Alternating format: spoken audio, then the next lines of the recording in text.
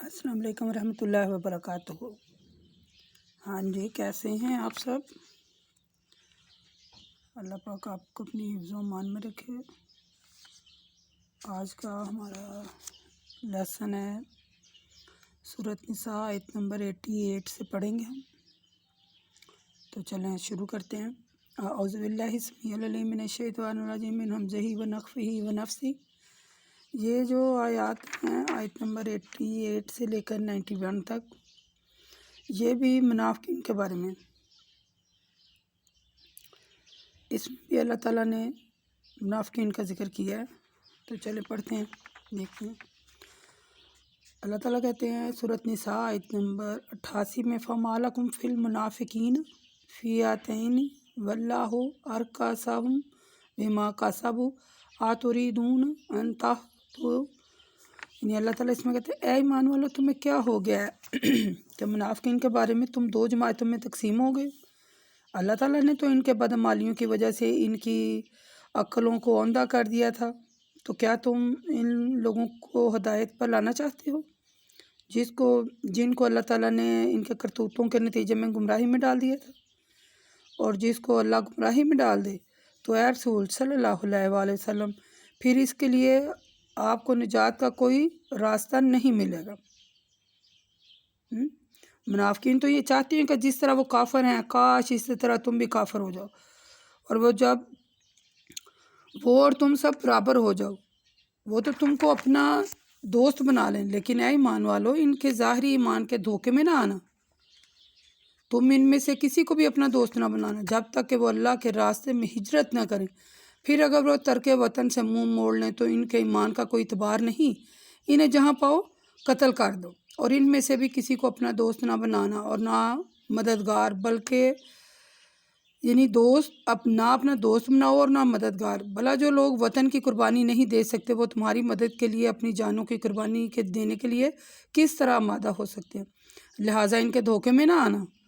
अलबत्ता इन लोगों को कत्ल ना करो जो ऐसी कौम से तल्लक रखते हैं जिस कौम से तुम्हारा बाहमी सुलह का माहिदा हो, या वो तुम्हारे पास ऐसी हालत में आ जाएं कि दिल से ना वो तुमसे लड़ना गवारा करते हैं और ना अपनी कौम से। अगर अल्लाह चाहता तो इनको तुम पर मुसल्लत कर देता, फिर वो तुमसे ज़रूर लड़ते। लेकिन ये अल्लाह का एहसान है कि इसने इनको लड़ाई से रोक दिया। तो वो अगर लड़ाई से किनारा कशी इख्तियार करें और तुमसे ना लड़ें बल्कि सुलह का पैगाम भेजें, तो अल्लाह ताला ने तुम्हारे लिए इन पर ज़्यादती करने के लिए कोई उज़्र या बहाना फराहम नहीं किया। सताजिदून आखिरीन युरीदून अन युमिनुकुम व युमिनु व यामनून कौमन। यानी कि इसमें अल्लाह ताला फरमाते हैं कि और ऐ ईमान वालो, तुम कुछ और लोग इस किस्म के भी पाओगे, वो तुम में से अमन में भी रहना चाहते हैं और अपनी कौम से भी अमन में रहना चाहते हैं। लेकिन इनकी ये हालत है कि जब भी इनको फितनांगेज़ी की तरफ लौटा दिया जाता तो औंधे मुँह बग़ैर किसी वजह के इसमें जा गिरते। अगर ऐसे लोग तुम्हारा मुकाबला करने के लिए किनारा कशी ना करें, ना तुम्हारी तरफ सुलह का पैगाम भेजें और ना जंग से अपने हाथों को रोकें, तो इनको क्या करो, जहाँ पाओ गिरफ्तार करके कत्ल कर डालो। हमने तुम्हारे लिए इन पर सख्ती करने की यानी कि दलील मुहैया कर दी। इस आयत का शान नुज़ूल ये है कि हज़रत ज़ैद बिन साबित रज़ी अल्लाह ताला अन्हा फरमाते हैं कि जब नबी करीम सल्लल्लाहु अलैहि वसल्लम ओहद की तरफ से निकले, तो जो लोग आपके साथ मसलन गए थे, इनमें से कुछ लोग मैदान जंग से वापस चले आए। इनके चले जाने के बाद नबी करीम सल्लल्लाहु अलैहि वसल्लम के सहाबा जो थे वो दो ग्रोह में तकसीम हो गए थे। एक ने कहा हम इनसे लड़ेंगे, दूसरे ने कहा हम इनसे नहीं लड़ेंगे। इस वक्त ये आयत नाज़िल हुई थी।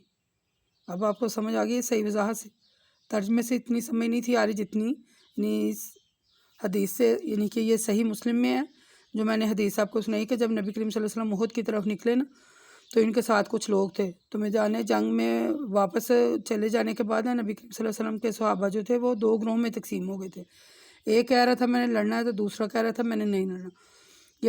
यानी कि फ़ा मालकुम फ़िल मुनाफ़िकीन, यानी ये आयत उस वक्त नाज़िल हुई کہ تمہیں کیا ہو گیا کہ منافقین کے معاملے میں تم دو گروہ ہو گئے ہو؟ اللہ نے تو ان کی بدعمالی کی وجہ سے ان کو اوندھا کر دیا تھا، یعنی اللہ تعالیٰ نے مومنین سے، جو منافقین میدان جنگ سے واپس جانے پر دو گروہ میں تقسیم ہو گئے تھے نا، تو اللہ تعالیٰ نے پھر فرمایا یعنی کہ اے ایمان والو تمہیں کیا ہو گیا ہے کہ منافقین کے بارے میں دو جماعتوں میں تقسیم ہو گئے ہو؟ کوئی ایک کا ارادہ ہے کہ لڑے اور دوسرے کا ارادہ کہ نہ لڑے۔ یہ کیسا اختلاف ہے؟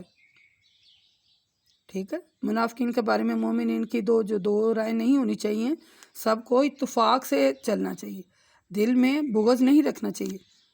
ٹھیک ہے، اس کے بارے میں انشاءاللہ ہم آگے چل کر سورۃ مجادلہ اور توبہ میں بھی اس کے بارے میں انشاءاللہ پھر پڑھیں گے۔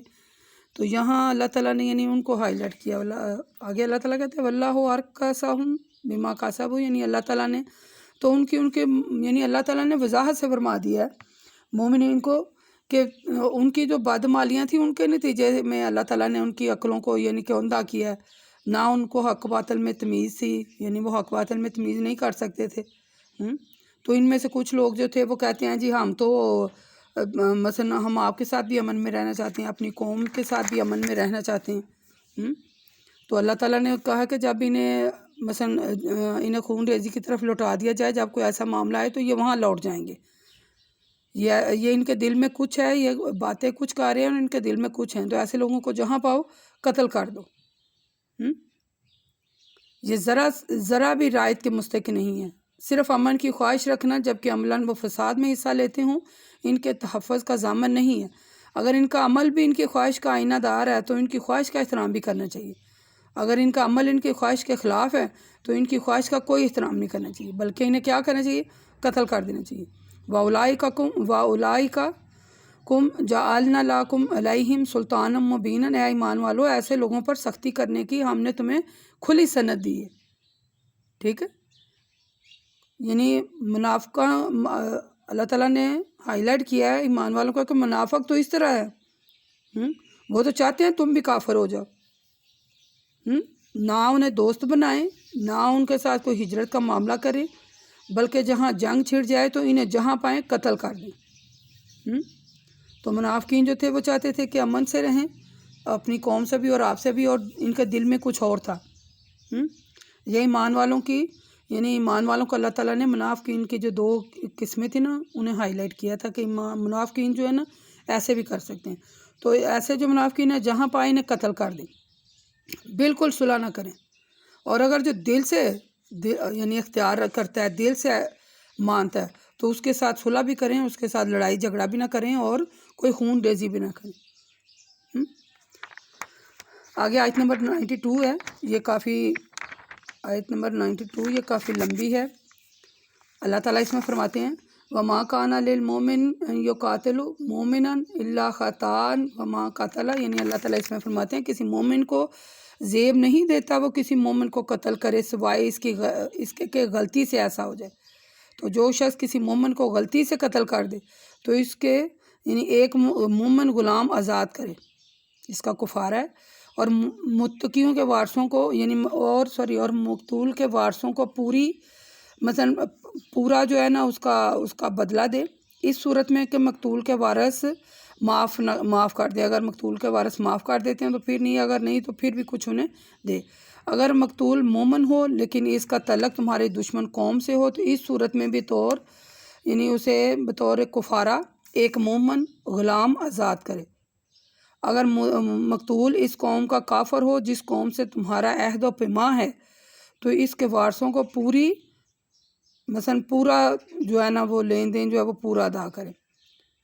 ٹھیک ہے، اور ایک مومن غلام بھی آزاد کرے۔ اگر قاتل کو غلام میسر نہ ہو تو 2 مہینے کے متواتر روزے رکھے، یہ اللہ تعالیٰ کی طرف سے ایک معافی ہے اور اللہ خوب جاننے والا ہے، جیسا کہ اللہ تعالیٰ بار بار ہمیں کہہ رہا ہے۔ ٹھیک ہے، من لم یجد فصیام شہرین متتابعین توبۃ من اللہ وکان اللہ علیما حکیما، یعنی اللہ خوب جاننے والا ہے اور بڑی حکمت والا ہے کہ اس کفار میں کیا کیا حکمتیں پوشیدہ ہیں۔ یعنی اس آیت میں یہ کافی لمبی آیت ہے تو اس آیت میں اللہ تعالیٰ نے یہ بیان کیا ہے کہ کوئی بھی یعنی کسی بھی مومن کو یہ زیب نہیں دیتا کہ وہ کسی مومن کو قتل کرے، ٹھیک ہے، یہ کسی مومن کا کام ہی نہیں ہے کہ وہ دوسرے کسی مومن کو قتل کرے، اور اگر ایسا ہو جاتا ہے تو یہ بہت بڑا گناہ ہے۔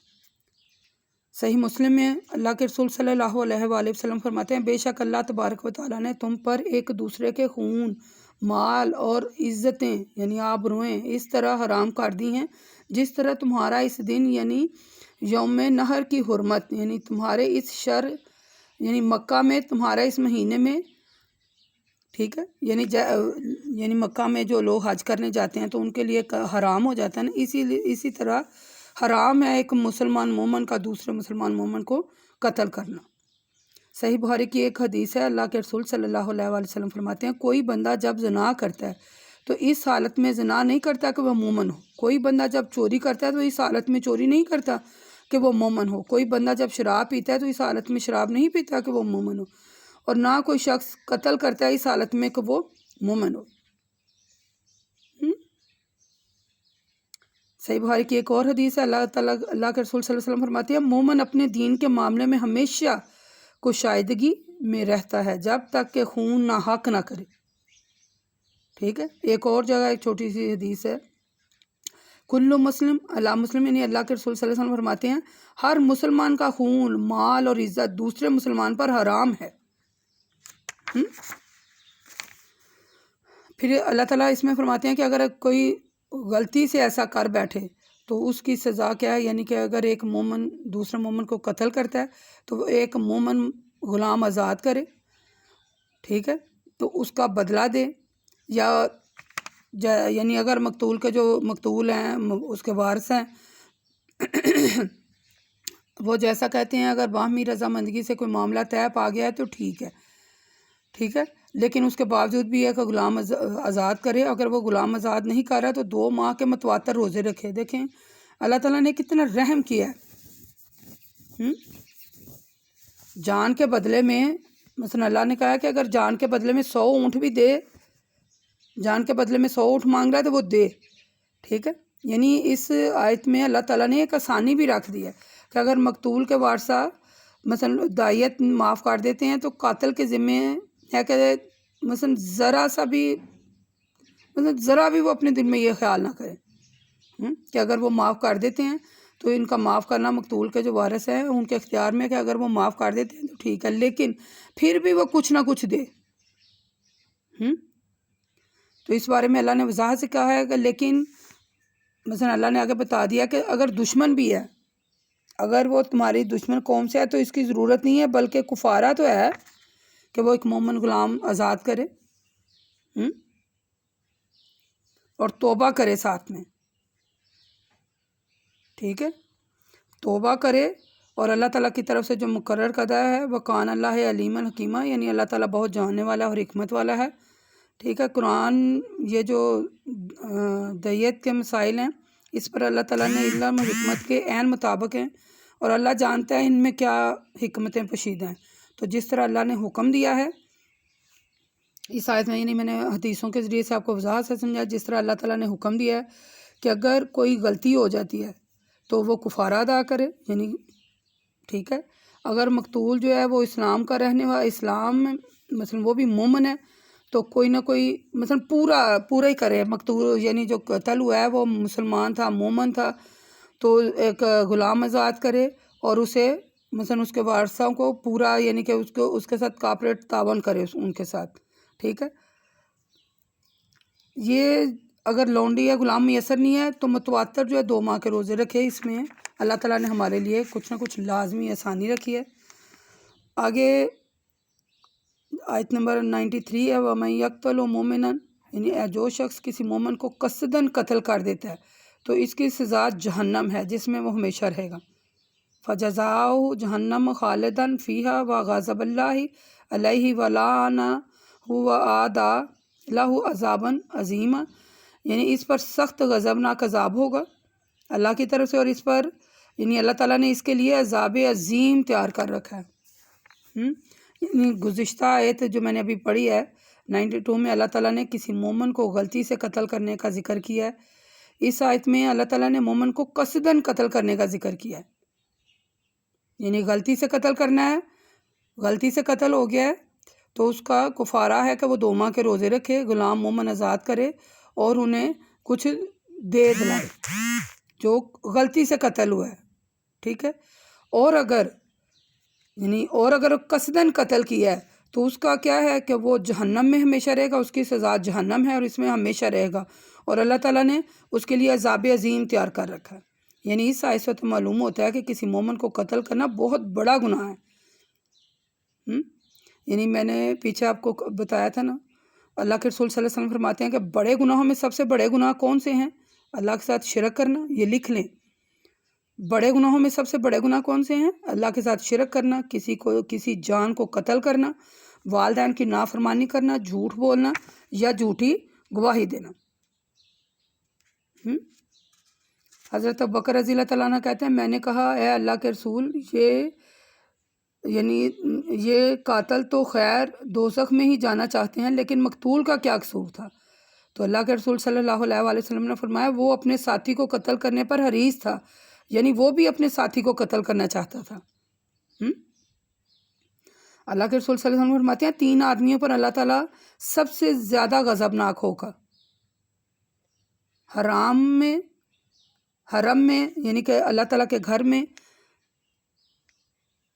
اور کسی شخص کے، یعنی اللہ کے رسول صلی اللہ علیہ وسلم فرماتا ہے ہو سکتا ہے کہ اللہ ہر گناہ کو معاف کر دے، مگر وہ شخص جو مشرک رہتے ہیں یا مشرک مر جائیں، وہ شخص کسی مومن کو جان بوجھ کر قتل کرے، اس کے گناہ کو معاف نہیں کرے گا۔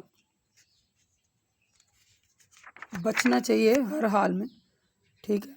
اس کا لبیل باب یہ ہے کہ کسی مومن کو ہرگز قتل نہ کرے، یہ بہت بڑا گناہ ہے، اس کی سزا دوزخ ہے، اور اللہ تعالیٰ نے اس میں عذاب عظیم تیار کر رکھا ہے۔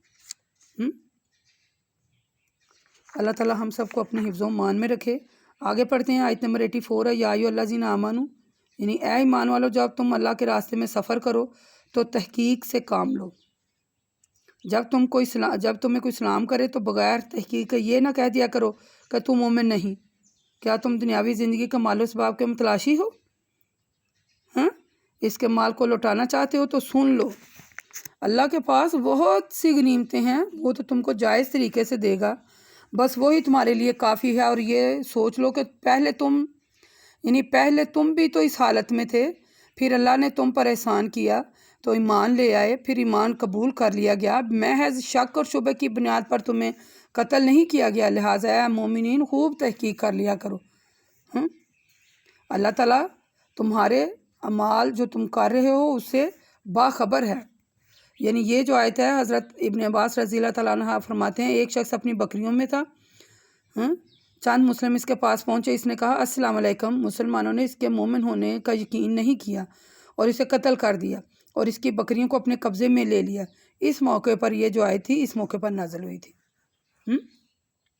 صحیح بخاری کی حدیث ہے یہ، یعنی کہ یہ جو آیت ہے، آیت نمبر 94، یہ اس سلسلے میں نازل ہوئی کہ جو مثلا ایک شخص تھا تو وہ اپنی بکریوں کو چرا رہا تھا، تو چند مسلم جو تھے اس کے پاس پہنچے، تو اس نے کہا السلام علیکم، تو انہوں نے کہا یہ مسلمان نہیں ہے، تو انہیں قتل کر دیا، تو اس کے بکریوں کو اپنے قبضے میں لیا۔ اس موقع پر اللہ تعالیٰ نے یہ آیت جو ہے وہ نازل کی اور کہا وَلَا تَقُولُوا لِمَنْ أَلْقَىٰ إِلَيْكُمْ السَّلَامَ، یعنی اللہ تعالیٰ فرماتا ہے یا ایھا الذین آمنوا، اے ایمان والو، جب تم اللہ کے راستے میں سفر کرو خوب تحقیق سے کام لیا کرو۔